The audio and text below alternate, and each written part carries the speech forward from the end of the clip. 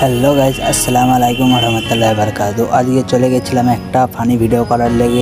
ওখানে গিয়ে আমার বন্ধুকে নায়িকা সাজিয়ে দিলাম। নায়িকা সাজিয়ে দেওয়ার পরে আমার বন্ধুকে দেখতে এত জোশ লাগছিল না, আপনারা দেখলে ফিদা হয়ে গেছে।